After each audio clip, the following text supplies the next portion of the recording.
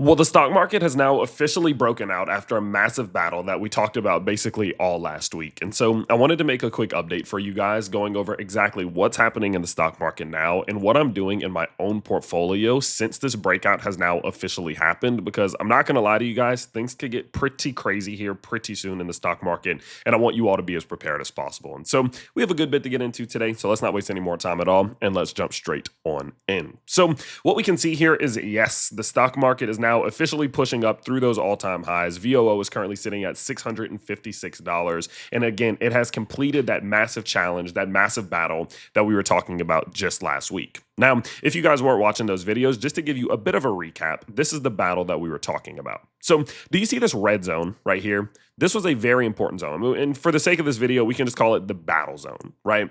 And what happened is that as VOO's price was pushing up towards the upside, and it got really close towards this all-time high, I told you all that you needed to watch this red box extremely closely.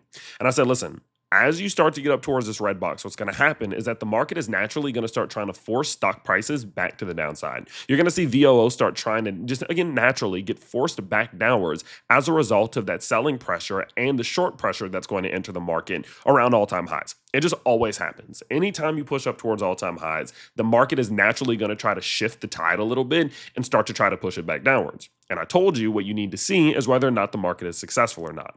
Now, I said I don't think it's going to be, and I think we are going to be able to push through that all-time high and start trying to build upwards. But again, you can never really know until you know.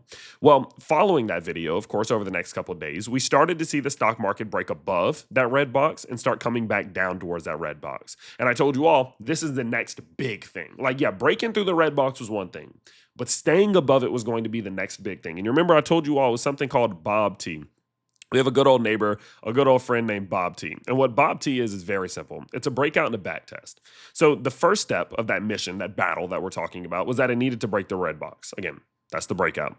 But once it broke above it, we needed to see it come back down, hold some support, and flip this red zone of resistance into a support zone. Because if it was capable of doing that or successfully back testing it, completing Bob T, then of course that puts us in a perspective or in a position where the stock market has, it has real legs. Like I told you all, there's a world in which I could see stocks pushing up towards $670, $680. We could see VOO push up to maybe even $690 given the right circumstances, especially with the Iran conflict, which I'll talk about in a second here. And that's exactly what happened. What you can see is that over the course of Friday and now going into Monday, VOO has now officially not only broken out above that red box, but it has now stayed above it, completing the breakout and now officially entering into price discovery. Now, that sounds very bullish. That sounds very optimistic. And I want to make it very clear that it is.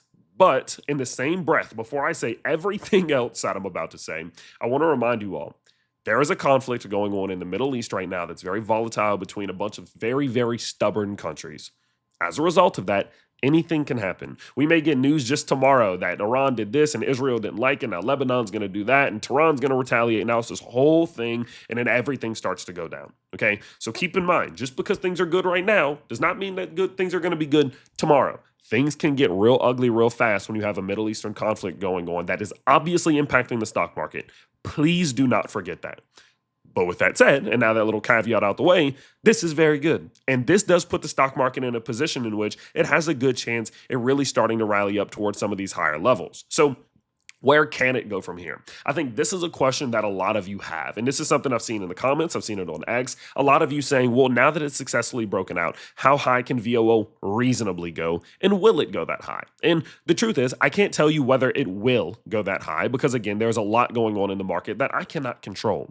But I can tell you, based on technical perspective, how high the S&P 500 could go and what that could mean for individual stocks, what it could mean for our shares of SoFi, what it could mean for our shares of Robinhood and Apple, and what I'm doing in my own portfolio now that we are seeing this breakout successful at the time of recording.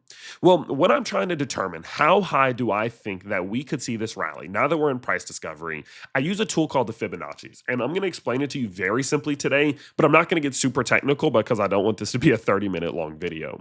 And the reason why I use this tool is because you got to think about it, right? I don't want to sit here and just randomly make up numbers. I don't want to say, oh, well, VOO can go to 660 or VOO is going to go to 675 because truth be told, those are just psychological levels that I'm just equating to having importance because they're just whole numbers. But the reality is that's just a random number I made up. VOO has never gone this high before. And so because we have no precedent, we have no price history or price precedent, I can't just look at history and say, oh, we can go back up to this level. You have to use tools that give you some projection that will, of course, give you the ability to kind of guess as to where this is going to go. So what you're going to do is you're going to head over to tradingview.com. You see this little tool right here. It's about 3 down. You're going to click that arrow and you're going to click Fib retracement.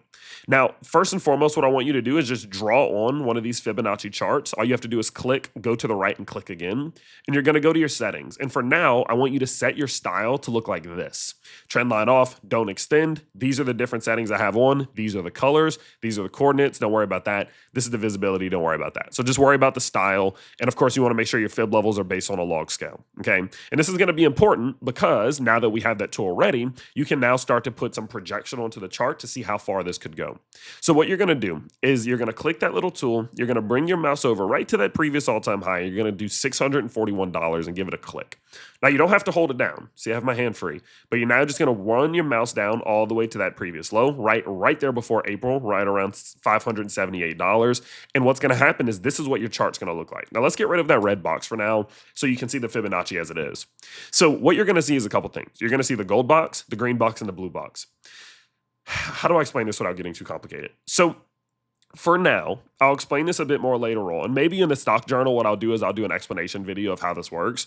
But for now, all you need to know is that the 1.618 level and the 1.272 level are called Fibonacci extension levels. And these are the levels that you have a good chance of trying to run up to before meeting some resistance. So based on the size of this move to the all-time high, to this low that we put in March, based on this move, we're able to project that the S&P 500 could reasonably push up to first $658, which is nearly done, then secondly $680. Another thing to consider, though, is that based on these projections and the fact that many people use the Fibonacci's, these will serve as resistance levels. And so it's very likely and common that when you hit these levels, first being 658, second being 680, that you do run into some sort of resistance and that the price maybe even slows down.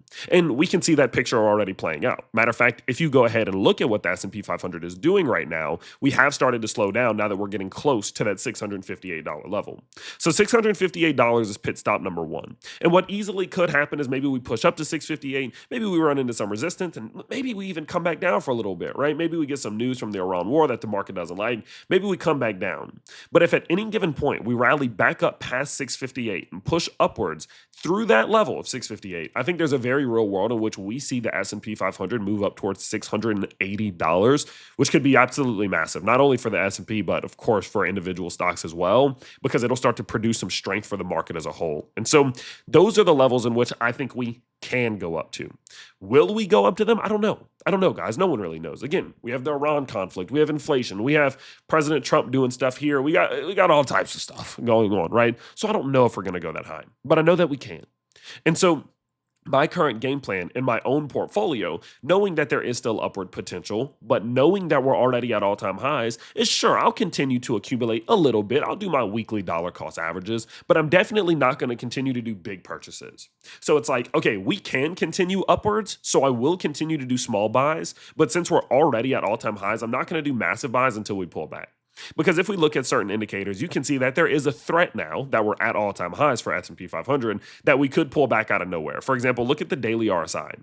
The daily RSI is now back at the 70 level for the very first time. The last time that had happened was when we were making this run in these all-time highs and we were getting pullbacks when we saw the S&P 500's daily RSI was as high. Now, I'm going to make a video about that probably tomorrow or day after tomorrow. So I don't want to get too deep into that now, but we do have indicators that say like, hey, now that we're at all-time highs for VOO, we are at risk of pullbacks because we're in price discovery. And when you're at an all-time high, guys, that's not the best time to be buying as much as you possibly can. The best time to be buying as much as you possibly can is when we were realistically, whenever we're getting these big dips, these big pullbacks, okay? And so yes, I am still buying, but no, I'm not buying in size anymore because I know that there is an intrinsic risk of a pullback at any given point, and I want to have cash available to buy during that pullback. So that's both sides of it. Yes, we can continue higher. Yes, it is getting a little bit more risky every single time that we push upwards. But if S&P can break at any given point above 658, I think 680 would be our next price target from there. So that's kind of what I'm doing, especially with S&P 500. And the same rule applies to some of my other individual positions. We have SoFi, for example. This is one of my favorite positions. This is one of my newer positions. I've told you guys I want to build this up to a $10,000 position. We're about 37% the way there. Our total portfolio or position is up about 9% now, as our average cost on SoFi is $17.25. This is one of those positions I will still continue to add to because, guys, I'm only up 9%. That's not a lot in terms of an individual stock, especially one in the sector that SoFi is in, right? So I'm still willing to buy at a 9% price or a price that's 9% higher than my average cost. Fine by me, but I'm not buying in size right now. Right? Same thing goes for Robinhood. Yes, I'll buy a little bit more because my Robinhood position is negative, actually. You guys know this. If we look at my bag of Robinhood, I'm down 10%. So I'm more than happy to buy Robinhood, and I'd probably buy a little bit more Hood than I would SoFi right now because I am down, right? But I'm still not buying in size because what I don't like to do is go too crazy and get too FOMO-y and just buy the second that the market goes into all-time highs. I like to do the opposite. When the market's not feeling too good, I buy. When the market's feeling good, I just kind of pause, let it go, and slow down my purchases a little bit. And that's helped contribute to why the portfolio is up $63.5 thousand just over the last year. Now, doing what I've done doesn't take a genius. I just bought ETFs and a few individual stocks that I like. That's not hard to do, but it's a consistent and stable strategy that's worked well for me, and that's what I'm going to do going forward, okay? And so if you have enjoyed, of course, just seeing not only my insight into what is happening in the market, some of my projections and guesses into what's happening, but also what I'm doing in my own portfolio, guys, don't forget, this is a brand new channel. I started this channel just at officially 2 months ago today, and since then, we're currently at 2,150 subscribers. So first and foremost, I appreciate you all so much. I know about 70% of you who watch these videos aren't subscribed. So if you want to hit that subscribe button, get notified when I do post, that would be pretty cool. So feel free to hit that down below. And also, if you want even more from me, if you want even extra insight into what I'm doing, there is the Tyler Hill Stock Journal down below. It's completely free. I'm not selling you anything. It's just a link that you can check out. You can get instant access. And what I'll do is I'll send you over access to the Tyler Hill Stock Journal, which you can then, of course, see all the transactions that I'm making, my portfolio in real time, notes that I'm taking, and just extra stuff. It's just my own little journal for stocks, okay? So feel free to check that out. The link is down below. Keep a very, very close eye on how the S&P 500 responds to interacting with this first pit stop at $658. And I'll be here every step of the way updating you as it does play out. So, of course, I hope you guys did enjoy today's quick update. I know we're in a bit of a weirder environment, out of town for the week, but I'll be back soon. So stay tuned, and I'll see you all in the next one. Bye, everybody.